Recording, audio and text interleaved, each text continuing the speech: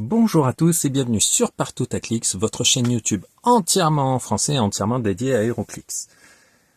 On se retrouve aujourd'hui pour passer en revue les communes de l'extension Deadpool Weapon X, puisque comme vous avez pu le voir dans une vidéo précédente dans laquelle je faisais le bilan d'une brique, et bien au sein d'une brique vous pourrez obtenir toutes les communes, avec certaines en plusieurs exemplaires même. Donc on va pouvoir voir ce que peuvent faire les communes dans le détail. Donc c'est parti, on commence avec la figurine 001, Wolverine. Donc hop, présente la figurine qui a une position, on pourrait presque dire iconique, puisque c'est celle qu'il a sur la couverture, je crois, de sa première aventure mini en solo. Donc, hop, ouais, vous voyez, Wolverine, 1982, je crois que c'est bien de ça dont il est question. Hop, alors la figurine, Wolverine, Team Ability, X-Men, mot-clé, Weapon X, X-Force, X-Men, Martial Artist. Donc, voilà, on est... pour un Wolverine normal, on va dire, il y a minimum, il y en a qui aimeraient bien qu'il y ait Alpha Flight en plus, mais bon, voilà, je trouve que c'est déjà pas mal. Alors, on va déjà voir qu'il a un pouvoir blanc toute sa vie, avec une valeur d'attaque qui fait 12, 11, 11, 10, 11, 12, donc très haute valeur d'attaque pour une commune. Il a donc Blade Claw Fangs. Quand Wolverine l'utilise, après la résolution, infliger à un personnage opposé adjacent, soit à Wolverine, soit à la cible touchée, des dégâts égaux à la moitié du résultat. Donc, quand vous allez faire votre charge, puis votre griffe, le résultat de la griffe, vous pourrez infliger la moitié de ce résultat à un personnage ennemi qui sera soit adjacent à votre cible, soit adjacent à Wolverine. Donc si vous faites un joli 6 sur votre jet de griffe, ça peut être pas mal. Il a le perplexe en pouvoir de dégâts sur les 3 premiers clics. Je trouve que c'est assez spécial et inattendu pour un Wolverine d'avoir du perplexe. Bon, régénération sur les 3 derniers clics avec Battle Fury, ça, voilà, la griffe toute la vie, voilà. Il alterne entre la charge et la furtivité, vous voyez, un clic sur 2, mais ouais, ce perplexe en début de dial, ça le rend intéressant en tant qu'attaquant secondaire et possibilité de soutien, quoi. Il peut s'augmenter soit lui-même sa valeur d'attaque à 13 ou sa valeur de défense pour essayer d'être un peu plus difficile à toucher, ou alors soutenir un personnage allié.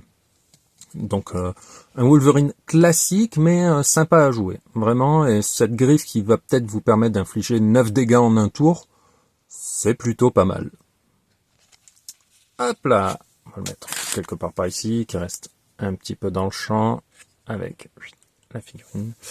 Figurine numéro 2, l'extension s'appelle Deadpool Weapon X, donc on retrouve du Deadpool. Capacité d'équipe Team Player, donc il pourra copier les capacités d'équipe des personnages alliés. Deadpool Corps Weapon X, X-Men, Assassin, Soldier, Spy. Donc il pourra être joué avec des X-Men, ce qui peut être cool, avec du Weapon X évidemment. Assassin, Soldier, Spy, donc lui il a le triple combo pour être un Thunderbolt grâce à Valentina, que j'aime beaucoup et qui me permet de faire des croisements d'équipe tout en restant thématique. Et donc, pour 70 points, on a un profil, on a 7 clics de vie, il peut taper sur 2 personnages au corps à corps. Attention, 2 cibles au corps à corps, c'est incompatible avec la Griffe Crow, mais ça marche très bien avec votre Precision Strike. On voit que le dial est coupé en 2, les 4 premiers clics sont identiques avec charge, lame Griffe Crow, super sens, dégâts pénétrants corps à corps. Les 3 derniers, side step, Precision Strike, plus de au corps à corps, et plus 1 en attaque et plus de 1 en dégâts, au corps à corps également. Là, le plus de 7 en défense. Donc voilà, un profil très tranché, très lisible. Et donc, il a un trait. Unkillable Mercenary. Au début de votre tour, vous pouvez lancer un D6 et le placer sur cette carte en remplaçant n'importe quel autre dé qui s'y trouverait. Deadpool a régénération. Donc en plus de ces pouvoirs là que vous voyez, il peut utiliser régénération Et quand il l'utilise, s'il y a un D6 sur cette carte, il peut utiliser ce D6 au lieu du résultat au lieu de lancer un dé pour faire sa régénération. Si vous le faites, retirez le D6 de la carte. En gros, vous vous mettez de côté en début de tour, vous faites un jet. Si vous avez du bol, vous avez un 6 et donc vous avez la possibilité de vous soigner 3 en utilisant régénération, en utilisant ce dé qui est en réserve, plutôt que de lancer le dé.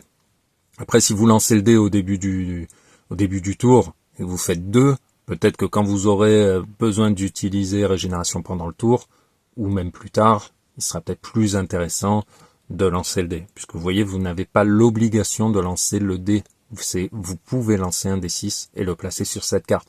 Donc si tour 1, vous lancez votre dé et que vous avez un 6, gardez-le bien de côté.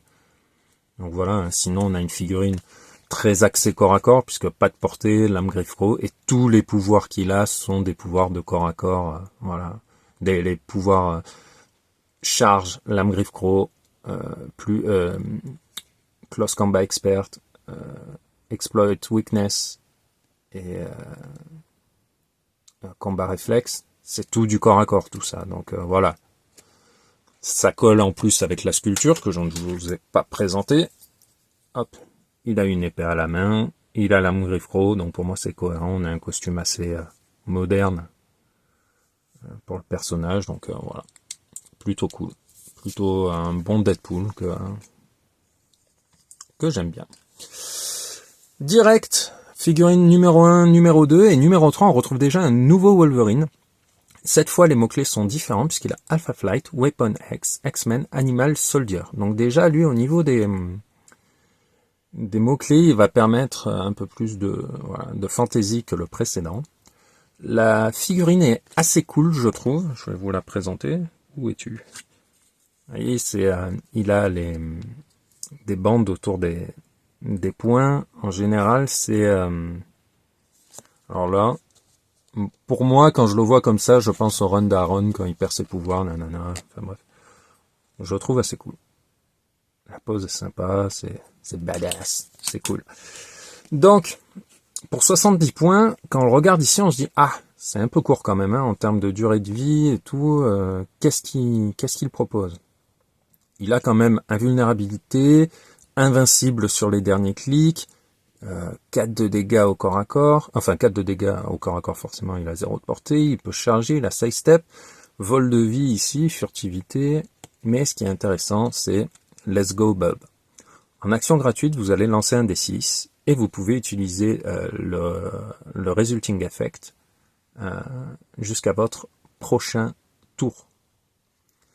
Si vous faites 1, il a Battle Fury, donc dégâts orange.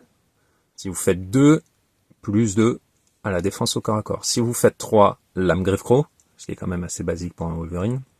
Si vous faites 4, régénération en free, donc la possibilité de vous soigner gratuitement, c'est quand même pas mal.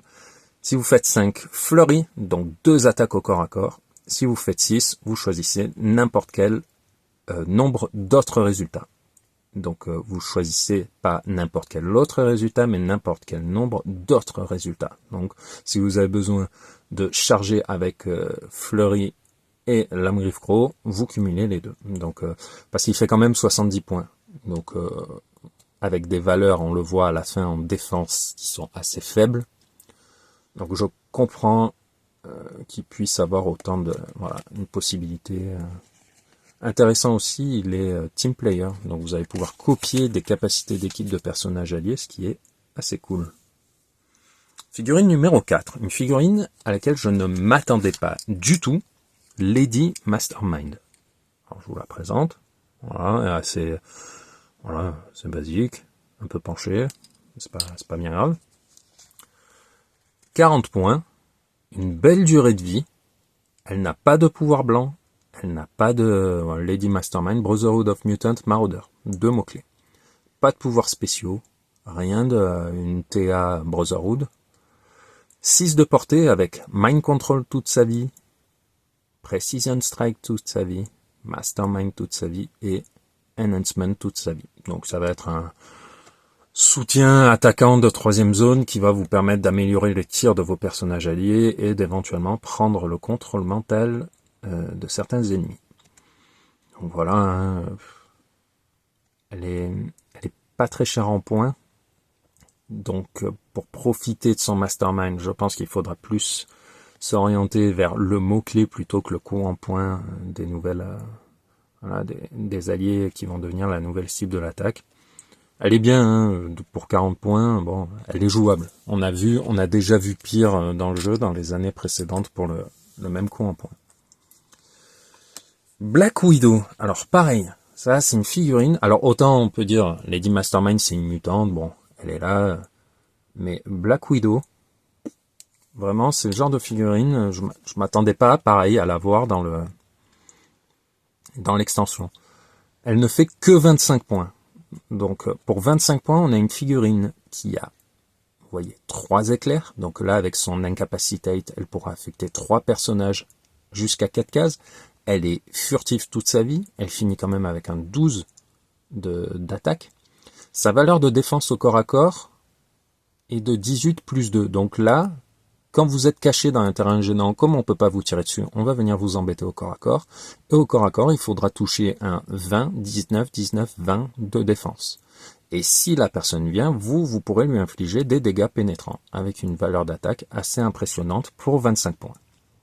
Elle a quand même le trait Hot Shot, qu'on a déjà pu voir avec d'autres figurines. Quand Black Widow touche, après la résolution, donnez-lui un Hotshot token. Les personnages alliés qui ont un Hotshot trait ont en free retiré un Hotshot token de ce personnage pour générer un smoke terrain, un marqueur de terrain fumé dans leur case. Au début de votre prochain tour, retirez ce marqueur, même si c'est perdu. Donc voilà, hein, ça pour moi c'est gadget, c'est bonus.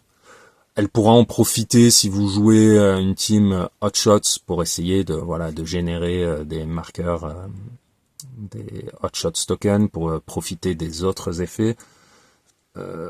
Pour moi, c'est une bonne surprise qu'elle soit là.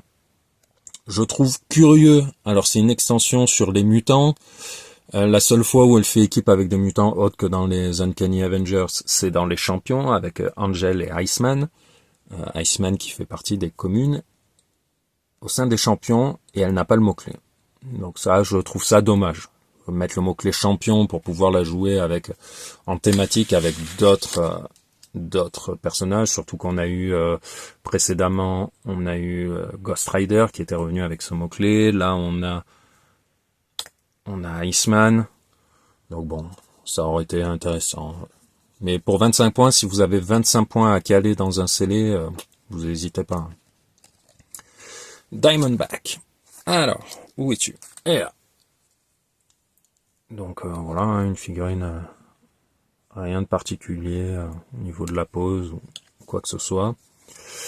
Pareil, pas de pouvoir blanc, juste un trait, Hot Shot. Donc là on a vu celui de Black Widow, là on va voir celui de Diamondback qui fait 45 points. Lorsqu'elle tire, elle détruit les terrains, des cases de terrain bloquants, pardon.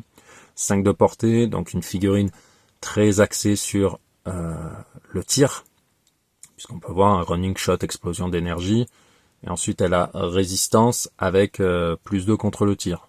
Donc c'est une figurine, si vous la jouez, elle doit rester à distance. Au niveau des mots-clés, Shield, Serpent Society, Assassin. Donc Shield, ok, Serpent Society, bon, voilà, ça c'est à vous de voir. Sans Hot Shot, Demolitions. Quand Diamondback hits, donc lorsqu'elle touche, après la résolution, donnez-lui un Hotshot token. Les personnages alliés qui ont un Hotshot token, un trait Hotshot, pardon, ont en free retiré un Hotshot token de ce personnage. Si vous le faites, ce personnage peut utiliser Improve Targeting, Blocking Terrain. Donc vous allez détruire les terrains bloquants en tirant. Donc là, par exemple, ça peut comboter pas mal. Si vous avez besoin que Black Widow fasse un shoot à travers un mur et qu'elle a un Hotshot token, grâce à Diamondback, vous allez pouvoir en profiter. Après, la figurine en elle-même, quand même 12 d'attaque encore pour 45 points et une commune, je trouve ça assez costaud. On arrive à la figurine numéro 7, Iceman. Donc je vous le présente, hein, voilà, c'est Iceman, mais avant qu'il se rende compte qu'il était cool. Voilà, parce que là, il est quand même habillé, c'est un peu old fashion, on va dire. Il fait 30 points. Il a les Team Ability Defenders et X-Men. Les mots-clés champion, j'en parlais par rapport à Black Widow. Champions, Defenders, Marauders, X-Factor, X-Men. Il a 3 cibles avec Running Shot et Incapacitate. Donc il va pouvoir affecter 3 personnages avec sa neutralisation. Il apporte beaucoup de choses, je trouve, parce qu'il a ce fantastique trait qui dit que Unique Modifier, les autres personnages alliés qui ne peuvent pas utiliser de pouvoirs spéciaux modifient leur attaque de +1. Donc ça ne fonctionne pas sur lui, puisqu'on vous précise bien Other, et non pas juste Friendly. Mais si vous jouez par exemple avec la Black Widow qu'on a vu ici, il n'y a pas de pouvoirs spéciaux, donc +1 à l'attaque. Là, on a quand même Champion Defenders, et surtout X-Men. Des X-Men sans pouvoirs spéciaux, il y en a, et ils sont très bons. Et s'ils ont +1 à l'attaque, ils deviennent encore meilleurs. Ce que j'aime beaucoup avec cette figurine, c'est qu'elle apporte plus que juste ce modifier. C'est que il a du running shot avec 5 de portée et 3 de dégâts. Il a 19 de défense contre les tirs. Après, il passe en pulse wave, toujours avec 3 de dégâts. Il peut se régénérer. Il a en plus le soin, donc il apporte vraiment beaucoup. Je me permets de préciser que Unique Modifier, ça veut dire quoi? Ça veut dire que même si vous jouez 3 Iceman 007 de l'extension Deadpool Weapon X, l'effet ne s'appliquera qu'une fois. Voilà. Je pense que c'était intéressant de le préciser parce que ce n'est pas une ce ne sont pas des choses que l'on voit très souvent dans le jeu. Donc, figurine suivante, Cannonball. Chez nous en français c'est Rocket. On peut peut-être regretter qu'il soit pas en mode fusée, mais sinon voilà, il est très très très musclé par rapport au physique dont je me souviens du personnage. Après c'est peut-être la façon dont il a été dessiné, mais bon. Hop, alors Cannonball, I Am, Avengers, New Mutant, X-Force, X-Men. Il fait 55 points. Into the Fray, Defend, Force Blast. Donc là, en plus de résistance toute sa vie, il partage sa défense avec les alliés. Donc sur le premier clic, partager 19 de défense avec vos petits copains adjacents, c'est super cool. Il a Force Blast, donc quand il va infliger des dégâts, les personnages adverses vont subir du recul, si vous le souhaitez. Et Force Blast en free, mais uniquement si Cannonball a bougé au moins d'une case ce tour. Donc vous pouvez tout à fait faire une charge, prendre une cible, lui infliger des dégâts, lui infliger du recul grâce au Force Blast de base, et s'il y a une autre cible adjacente, faire un autre Force Blast puisque vous avez au moins bougé d'une case ce tour. Il a en fin de dial Empower, mais bon ça risque de pas être très utile. Hein. Lui il va faire poteau, il va faire paratonnerre, il va prendre des chiches parce qu'il ce 19 de défense va embêter l'adversaire. Ce qui est intéressant, c'est qu'il ignore les personnages pour se déplacer. Donc vous allez pouvoir profiter de son Force Blast gratuit assez facilement en bougeant et sans être bloqué par les ennemis. Donc voilà, une bonne figurine. Hop, on passe à Rictor, que l'on avait pas vu depuis un certain temps, et je trouve assez sympa. Vous voyez, c'est du détail, mais le personnage est capable de faire des ondes sismiques et tout, et le petit socle sur lequel reposent, vous voyez, toutes les figurines, ici il est craquelé. Alors c'est du détail, mais j'aime beaucoup, je trouve ça sympa d'y penser. Après la position est assez neutre, hein. Il a un petit mulet, voilà, magnifique, et voyons voir ce que fait le personnage. Il fait 60 points, Team Ability X-Men, il a les mots-clés New Mutant, X-Factor, X-Force, X-Men, Détective, donc ça c'est assez cool, ça doit représenter sa période avec X-Factor, avec l'équipe de Multiple Man, qui était vraiment sympa. Il a un trait, Quake, donc toute sa vie la Quake. Quand il l'utilise, il inflige 3 dégâts au lieu de 2. Donc ça, c'est déjà cool. Mais en plus de ça, pour 60 points, on a un personnage qui se déplace et qui peut détruire les terrains bloquants, qui a Sidestep, Télékinésie, Barrière. Donc là, on a un petit pack de soutien assez intéressant. Et en plus, un personnage qui peut faire des jolis dégâts grâce à Pulse Wave plus Force Blast. Il a une grosse défense au corps à corps, ce qui fait que si on vient le chercher, il peut, avec Close Combat Expert, infliger des dégâts. Une figurine assez intéressante, puisque c'est rigolo, il a la télékinésie et il a Pulse Wave, mais il a pas de portée. Heureusement, les pouvoirs standards là que vous voyez ont des portées minimales. Donc, vous allez pouvoir faire pas mal de choses avec cette figurine, qui a 7 clics de vie pour 60 points. Je trouve très intéressant. Et là, on en est à 9 figurines de vue, et pour l'instant, il n'y en a qu'une. C'est Lady Mastermind qui a eu une attaque en dessous de 10, avec 2 clics à 9. Sinon, tout le reste, c'est du 11, du 10, du 12, donc voire du 13 s'il y a des perplexes ou des... Donc on est sur des hautes valeurs, c'est assez impressionnant.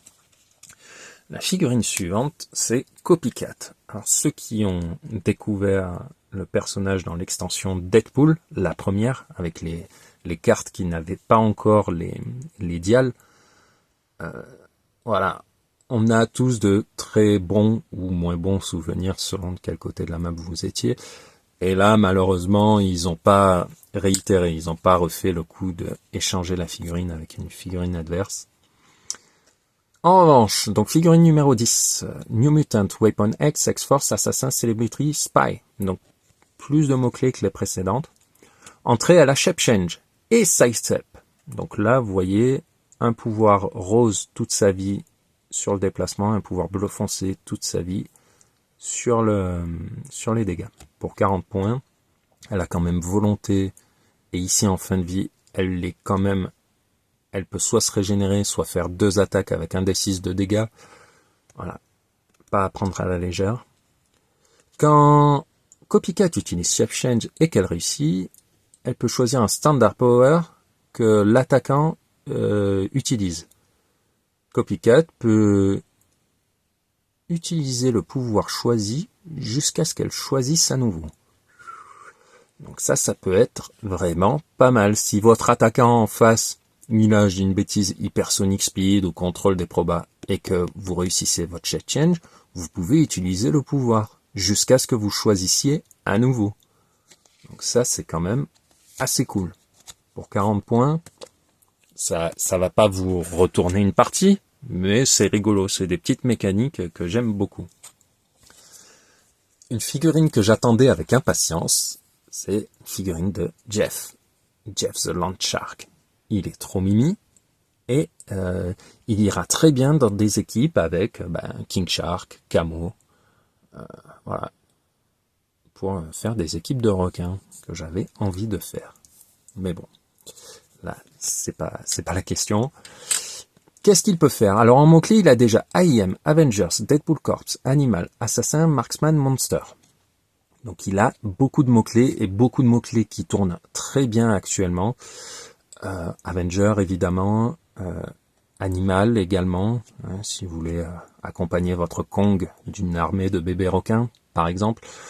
Marksman, alors là il y a peu d'intérêt à l'équiper d'une flèche de Hawkeye, mais bon, voilà. Et Monster, évidemment, on pense à Blackheart, au Black Lantern, donc pour faire des thématiques. On voit il est minuscule, donc il pourrait être transporté par à peu près tout le monde, tant qu'ils sont plus grands ou volants. Sidestep, donc ça c'est assez cool, donc on se dit, il a que 6 de mouvement, mais il peut rallonger de 2 grâce à Sidestep. Il a Lame Griffe Crow, et il va encaisser en réduisant les dégâts de 1 qui lui sont infligés toute sa vie. Pour 25 points, je trouve ça pas mal. En free, si Jeff the Land Shark est adjacent à un personnage allié qui partage un mot-clé, vous pouvez générer un Pizza Object.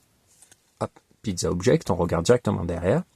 L'effet, c'est que un personnage qui porte cet objet en free, détruisez cet objet et soignez le personnage et soignez-vous d'un clic. Donc en gros, vous allez aider des copains à se soigner. D'accord? Donc ça c'est plutôt cool. Son pouvoir de dégâts, c'est Shape Change. Et en plus de ça, il a Force Blast en free. Mais uniquement si Jeff occupe du terrain aquatique. Quand il l'utilise, donc sous-entendu Force Blast en free, il peut faire reculer des personnages plus grands. Parce que normalement, on ne peut pas faire reculer des personnages plus grands. Là, il est sur la taille la plus petite, avec le symbole minuscule. Donc, le fait qu'il soit précisé dans le pouvoir qui peut faire reculer des personnages plus grands est important.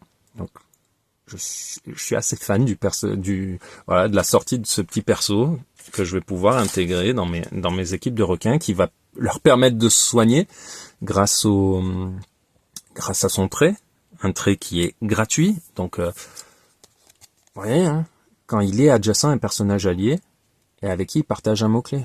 Donc, comme il est petit, vous allez pouvoir le transporter un peu partout, faire de la pizza gratuitement et vous soigner d'un clic. Donc c'est quand même intéressant, très intéressant. Le suivant que l'on retrouve, c'est Sunspot, chez nous Solar. Alors, une position assez cool, et encore une fois, je me rappelais pas que les New Mutants ou les X-Force des années 90 c'était aussi baraque.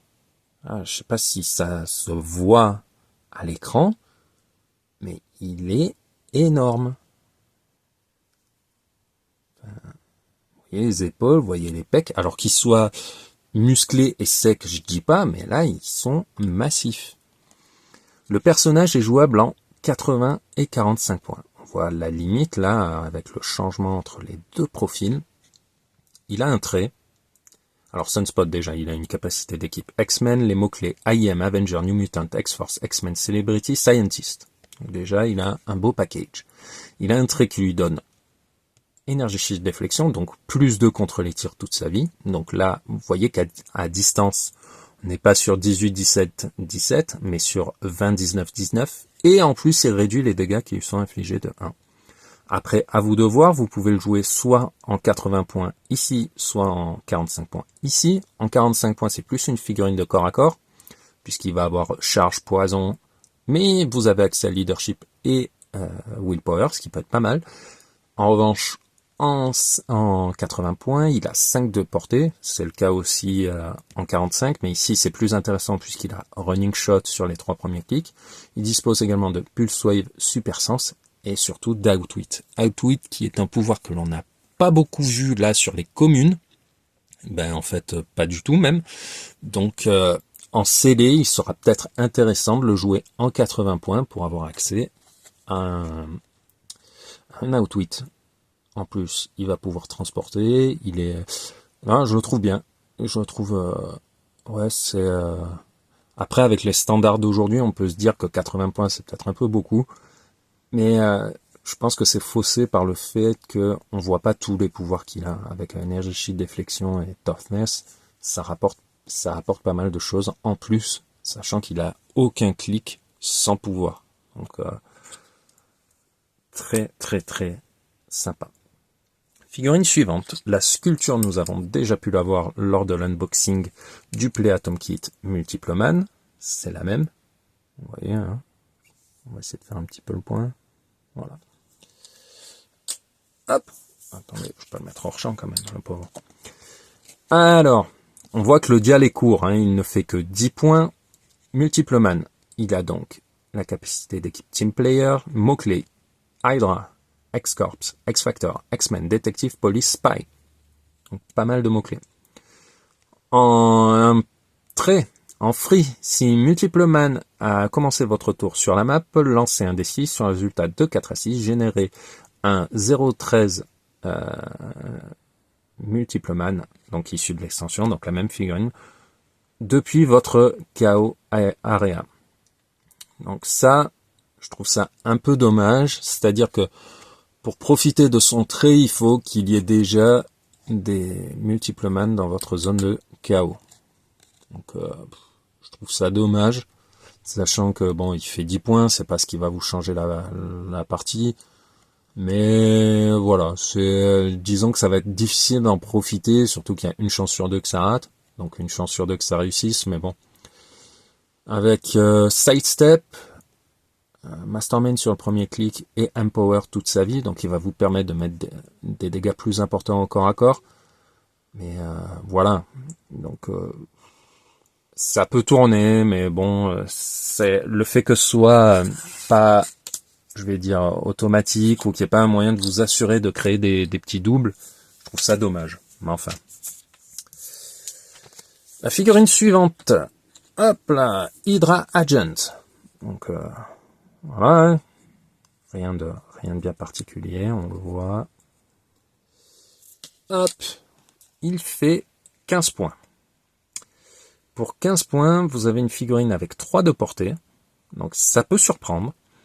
Charge, lame griffe-croc sur un seul clic. Après c'est normal, il a juste un petit couteau de cuisine. Hein. Donc s'il prend un coup, il le perd. Pour 15 points, on a quand même une figurine qui plafonne, qui culmine, j'ai envie de dire, à 19 de défense au corps à corps. Un générique à 19 de défense au corps à corps. Donc là, c'est vrai qu'on a des valeurs d'attaque de 12. Donc on se dit c'est un 7, c'est un G moyen. Mais quand vous tombez sur une figurine avec, entre guillemets, seulement 10, ça devient beaucoup plus lorsque vous allez enliser vos adversaires avec vos Hydra Agents. Ils vont moins faire les malins. Au niveau des capacités d'équipe, il a donc Hydra et Master of Evil. Donc ça vous permet de faire pas mal de choses. Mot-clé Hydra, Soldier, Spy. Donc voilà. Et il a un trait. Donc c'est-à-dire, pour 15 points, vous avez tout ça, mais en plus, vous avez ce trait. Pour tous les personnages qui ont ce trait, quand l'Hydra Agent ou un autre personnage allié avec le mot-clé Hydra et KO, après la résolution, lancez un D6. 4 à 6, sur un résultat de 4 à 6, générez jusqu'à 2 personnages nommés Hydra Agent de 15 points ou moins sur leur clic de départ et adjacent à un personnage allié avec le mot-clé Hydra. Donc, on vous dit, là, vous voyez, c'est, comment dire, c'est quand même un peu plus, je trouve, un peu plus sympa que le Multiple Man. Déjà, il va être plus difficile à tomber. Et ensuite, déjà, vous pouvez en générer jusqu'à 2. Et oui, c'est quand une figurine est mise KO, mais non, vous n'avez pas besoin que vos Hydra Agents soient dans votre zone de KO. Là, juste, vous pouvez générer, à chaque fois qu'un personnage est KO, jusqu'à 2 Hydra Agents. Après, la condition, c'est qu'il vous reste un personnage avec le mot-clé Hydra sur la map, puisqu'ils doivent être placés adjacents à un personnage avec le mot-clé Hydra.